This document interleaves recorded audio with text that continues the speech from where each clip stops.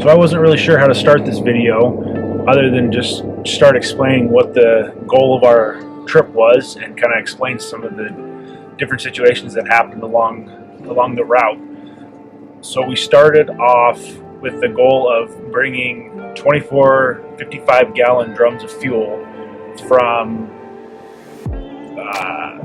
basically wherever we could get the fuel to Poorman, Alaska. We got Iron Dog coming up in about a month, and so we need to get the fuel out to Poorman, which is a remote checkpoint.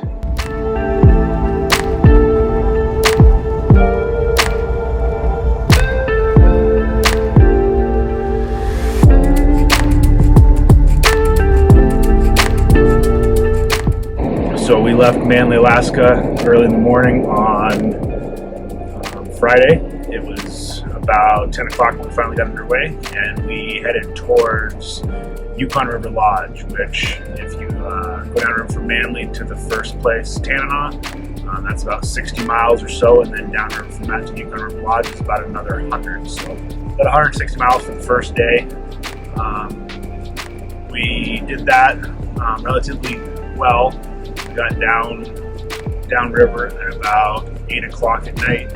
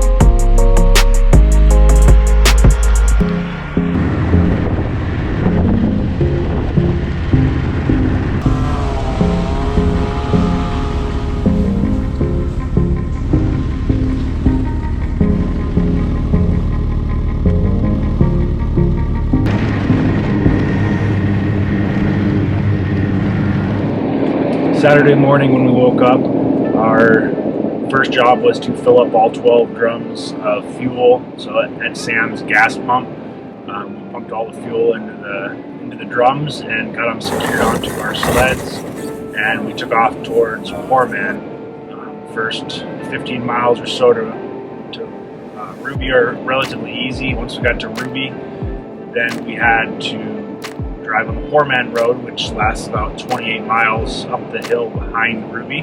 The next 10 miles, I think, took us about 4 hours. We had to shuttle loads. We had a couple hitches break, and we're having issues with sleds. Poorman is a small little cabin. Spinard Builder Supply has it there for when they run the checkpoint, and the checkers stay in the cabin while they're running the racers through and fueling.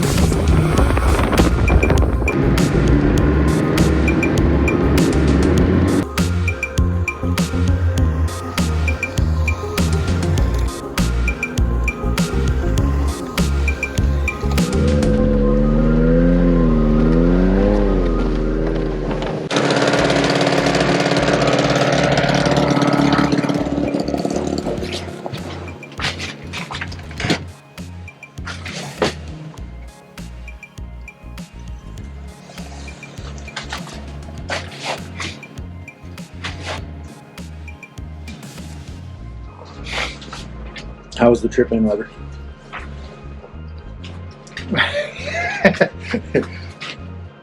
10 hours. It's not too bad for 70 miles. Got 110 on my trip meter. So, What time is it? 10 o'clock. What's the plan?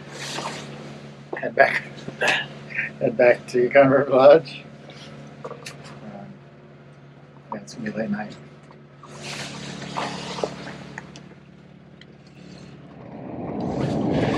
Day 3, we woke up fairly late and got a late start. It was supposed to be somewhat of an easy day.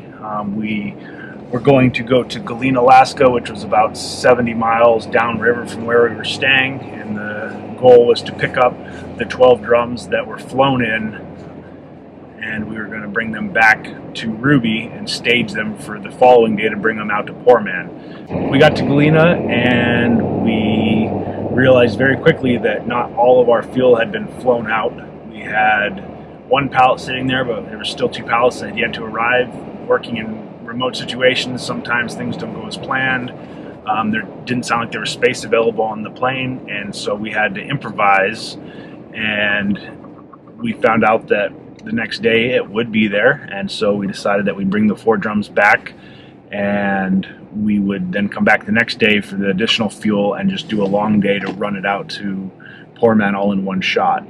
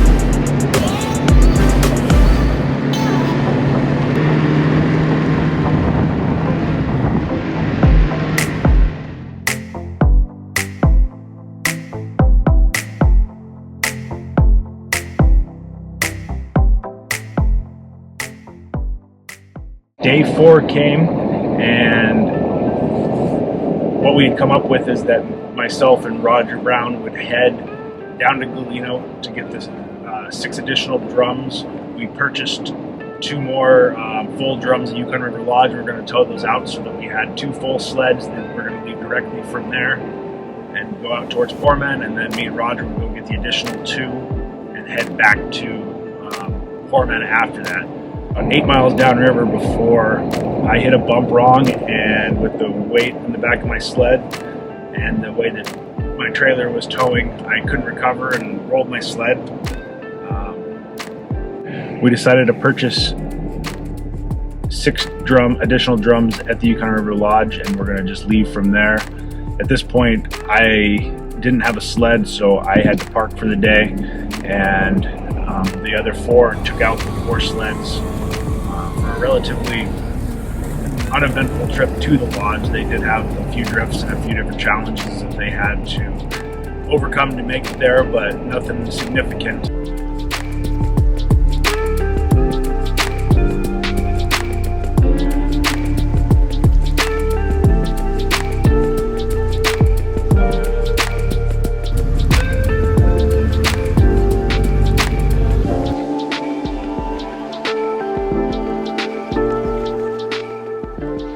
On the way back, one of the machines got a stick, and Casey's sled ended up breaking a piece off the clutch. The stick came through the side panel and broke the clutch, so he ended up having to get towed back from that point, and so he arrived back to Yukon River Lodge at about 11 o'clock that night or so, 11 or 12. We did look at his clutch a little bit and decide that we would need to change the clutch from my sled to his sled.